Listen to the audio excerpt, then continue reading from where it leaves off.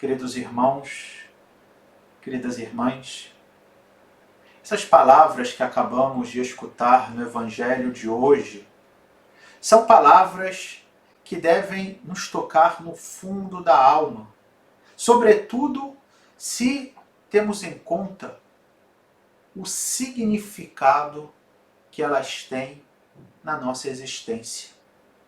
Quando Jesus fala aos seus discípulos e, portanto, fala comigo e com você, dizendo: não se perturbe o vosso coração. É verdade que razões para que o nosso coração esteja perturbado muitas vezes não faltam.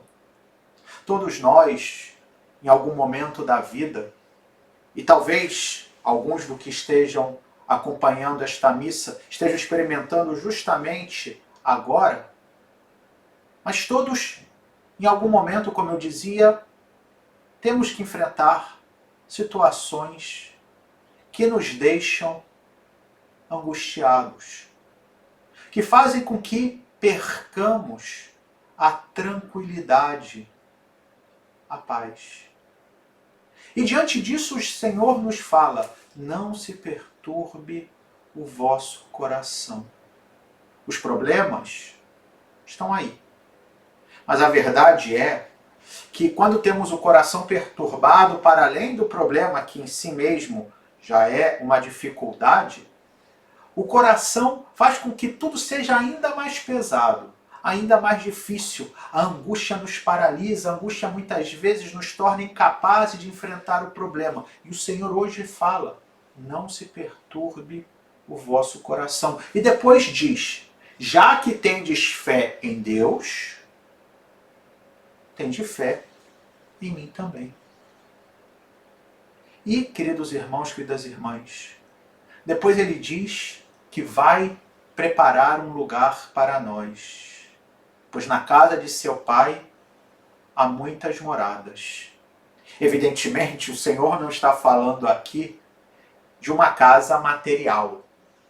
Está, em primeiro lugar, falando do paraíso, ou seja, que vai abrir para nós o céu. E de fato foi o que ele fez com a sua paixão, morte e ressurreição.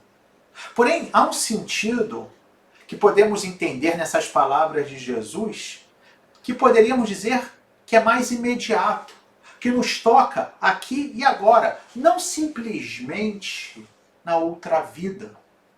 Porque quando ele diz: vou preparar um lugar para vós, um lugar onde possamos nos encontrar com Deus, um lugar onde possamos experimentar a presença de Deus. E que lugar é esse, queridos irmãos, queridas irmãs? É o nosso coração.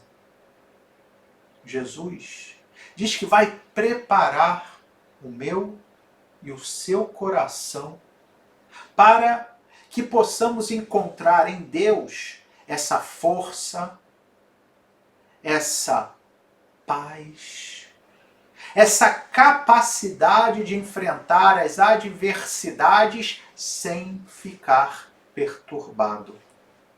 No fundo, o que Jesus faz nos nossos corações quando nos abrimos a Ele, quando nos entregamos a Ele, é justamente fazer com que nós experimentemos que somos filhos e filhas de Deus. Na primeira leitura de hoje dos Atos dos Apóstolos, vimos como São Paulo, ao contar, ao narrar a obra de Jesus, faz uma citação no final da leitura do Salmo 2, que é justamente o salmo que fala de como o Messias é o Filho de Deus. E tenhamos a certeza, se por um lado o Salmo se dirige de modo especial a Jesus, que é o Filho de Deus, também se dirige justamente porque pelo batismo nós estamos unidos a Cristo. Somos filhos através do Filho. Essas palavras do Salmo 2 se aplicam a nós. Portanto, aquela palavra, e vale a pena que novamente escutemos, pode nos trazer tanta segurança diante dos momentos difíceis da vida. Fui eu mesmo que escolhi este meu rei. Para Deus, todos nós somos reis porque somos uma só coisa com Jesus, que é o Rei dos Reis.